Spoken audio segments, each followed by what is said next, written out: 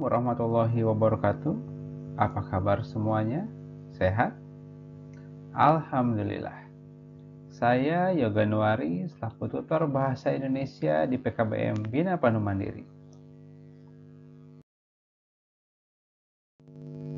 Nah, video kali ini merupakan video kedua dari video sebelumnya yang berjudul Teks Cerita Inspiratif. Ya, ini kelanjutan dari video sebelumnya, ya, di mana teks cerita inspiratif adalah pada intinya adalah teks yang menceritakan tentang kehidupan tokoh yang dapat menginspirasi pembaca atau penontonnya. Ya, jadi ada hal-hal yang dapat kita petik, ada hikmah, ada hal-hal yang positif yang dapat kita dapatkan dari membaca atau menonton cerita inspiratif tersebut. Nah, kali ini kita akan bahas lebih lanjut mengenai cerita inspiratif. Simak selengkapnya ya. Nah, dalam teks cerita inspiratif itu ada dua jenis. Yang pertama adalah berdasarkan dari sifat peristiwa, dan kedua berdasarkan tokohnya. Yang berdasarkan sifat peristiwa itu ada dua jenis lagi, ya. Jenis berdasarkan sifat peristiwa ada dua, ya. Yang pertama ada non-fiksi. Non-fiksi merupakan jenis teks inspiratif yang menceritakan peristiwa nyata seorang tokoh beserta latar sebenarnya. Jadi kalau yang non-fiksi ini berdasarkan peristiwa nyata, ya.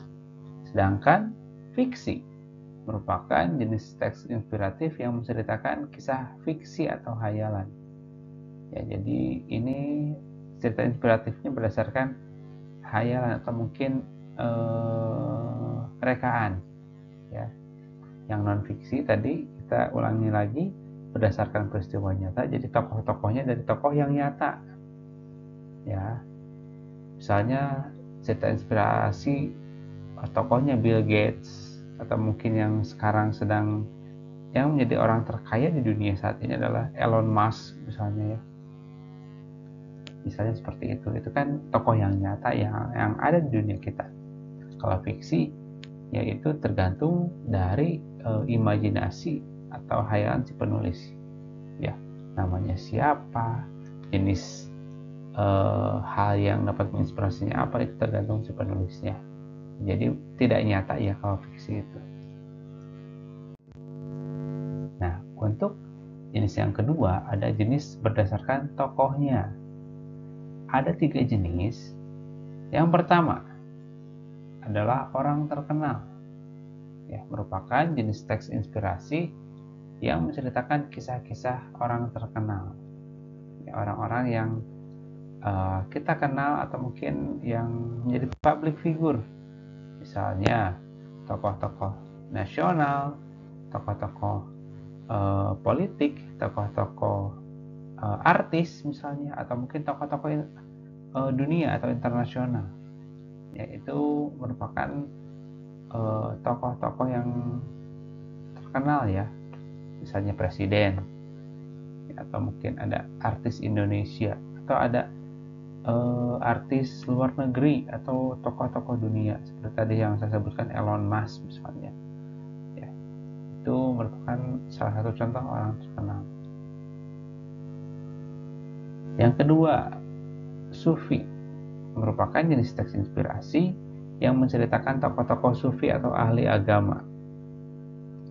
Berbeda dari yang pertama tadi, ya, tentang orang terkenal. Kalau orang terkenal itu bersifat umum, ya, tidak harus selalu artis, tapi tokoh-tokoh publik yang dikenal banyak orang saja.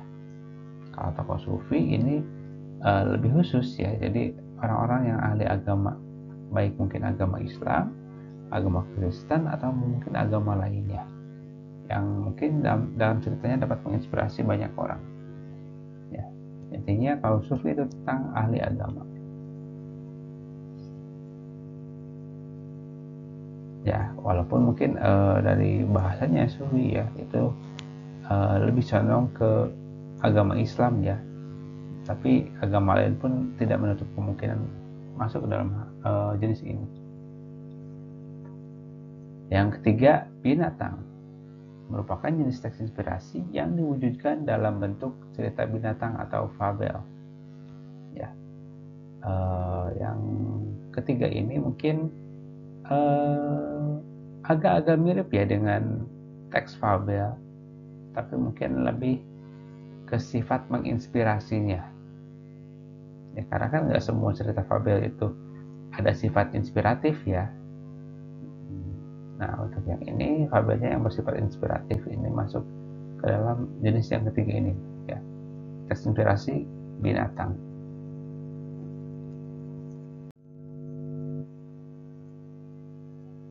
Nah,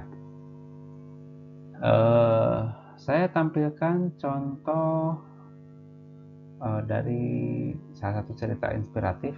Kebetulan yang saya tampilkan ini adalah berupa video ya, tidak berbentuk teks ya, biar mungkin kita lebih mudah memahaminya, lebih mungkin apa ya, lebih suka lah ya untuk menyimak ceritanya ya.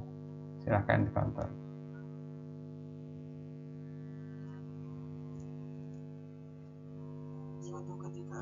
Suatu ketika di sebuah gunung yang indah, terdapat dua bukit yang tersambung oleh sebuah sungai yang dalam. Di kedua bukit ini hiduplah kawanan kambing gunung. Para kambing yang senang bermain di tebing yang terjal dan mencari makan di atas pegunungan. Di bukit sebelah kanan dihuni oleh para kambing yang memiliki bulu dominan warna putih. Sedang di bukit sebelah kiri dihuni oleh kambing yang memiliki bulu dominan warna hitam. Kehidupan para kambing di kedua belah bukit ini berjalan tentram dan rukun. Tidak ada yang merasa lebih unggul dalam hal ras atau keturunan. Namun begitu, ada sebuah tradisi dalam setiap koloni kambing yang sedikit kontra dengan keadaan tentram itu, yaitu tradisi beradu tanduk atau beradu kepala. Para kambing di kedua bukit itu senang sekali melakukan adu tanduk untuk membuktikan siapa yang lebih kuat di antara mereka, atau untuk memperebutkan betina. Tentu ada kebanggaan dan harga diri tersendiri untuk melakukan hal itu, apalagi jika ia bisa memenangkannya. Dan para kambing mudalah yang paling senang dengan tradisi itu. Di bukit sebelah kanan yang dihuni para kambing putih, terlihat seekor kambing muda tengah mencari makan di sebuah tebing. Ia terlihat lebih lihai dan lebih gesit dibandingkan kambing-kambing yang lain. Diketahui ia adalah kambing terkuat di koloni itu. Meskipun ia masih muda, tapi dia memiliki tubuh seperti kambing dewasa, tubuh yang tegap dan kaki-kaki yang kuat. Tidak ada yang bisa mengalahkannya beradu tanduk, bahkan dalam hal mencari makan sekalipun. Ia tidak pernah mau kalah. Jika ada yang mencari makan di bukit yang tinggi, ia akan naik ke tempat yang lebih tinggi. Jika ada yang bisa berlari dengan cepat, dia akan berlari jauh lebih cepat. Dan jika dia melihat ada yang menang melakukan adu tanduk, ia akan menantangnya keesokan harinya. Rasa bangga, harga diri, dan kemenangan-kemenangan itu telah membuat kambing muda ini menjadi kebanggaan para kambing di koloni ini.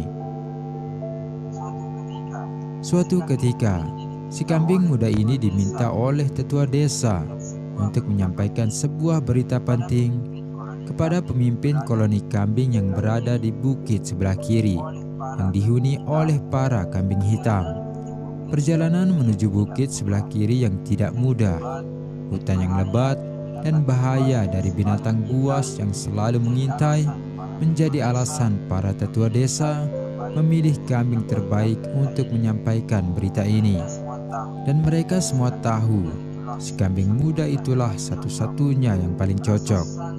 Merasa sangat terhormat dengan tugas itu, Si kambing muda itu pun menerimanya dengan penuh rasa bangga.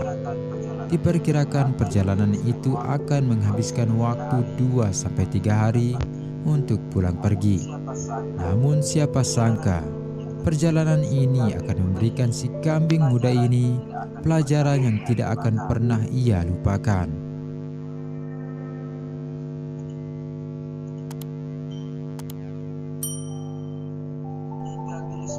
Hingga keesokan paginya, setelah mempersiapkan semua keperluan, si kambing putih muda itu pun segera memulai perjalanannya.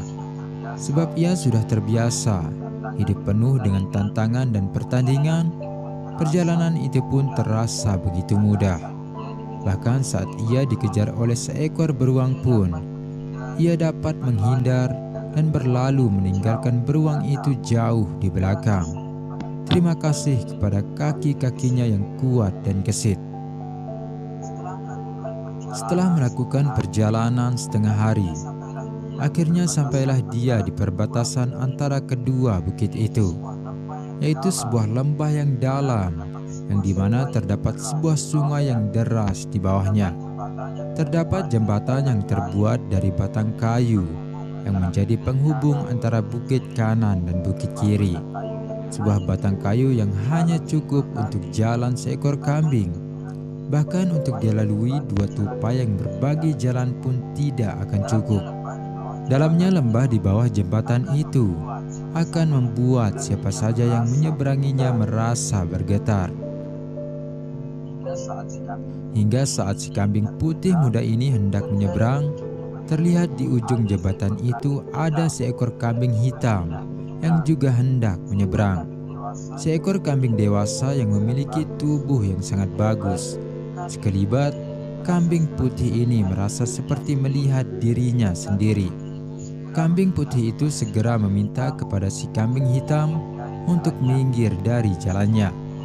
Meskipun ia masih muda, pengalamannya dalam bertanding membuatnya merasa lebih pantas menyeberang jembatan itu lebih dahulu.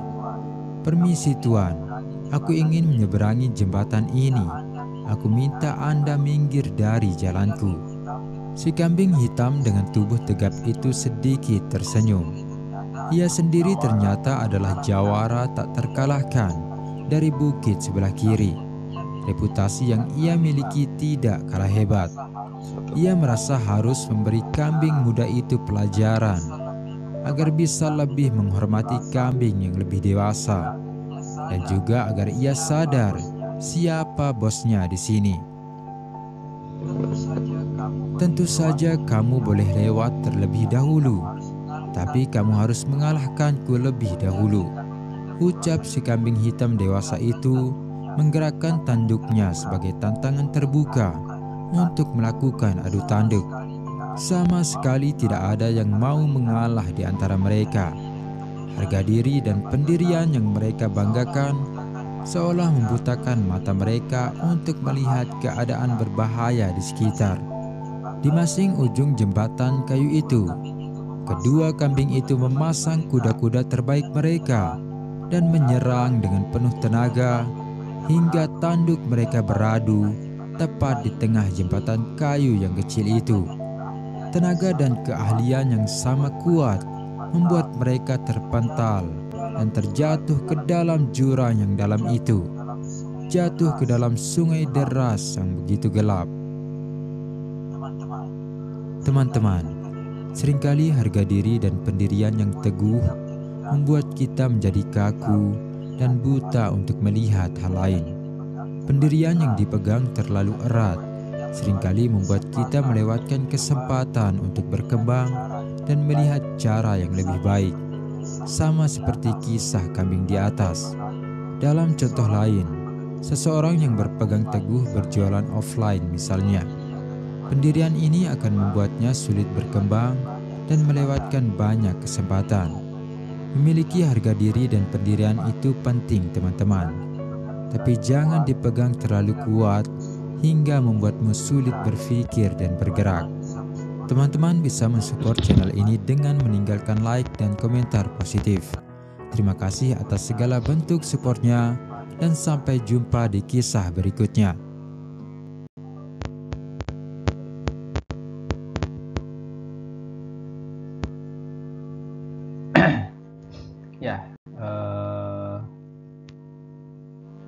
tadi adalah cerita atau mungkin contoh cerita inspiratif ya, mengenai seorang kambing ya, kambing gunung.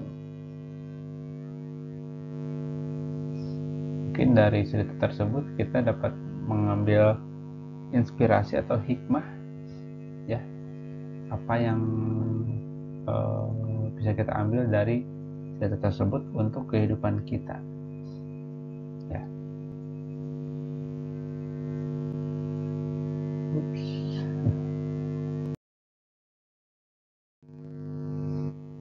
Dan terima kasih ya sudah menonton video ini ya. Mudah-mudahan ada manfaatnya untuk kita semua. Mudah-mudahan kita bisa bertemu lagi di video selanjutnya, di kelas yang lebih tinggi lagi. Mungkin nanti Bapak Ibu semua mudah-mudahan lulus dan dapat naik atau melanjutkan ke paket C atau nanti di kelas 10. Terima kasih. Wassalamualaikum warahmatullahi wabarakatuh.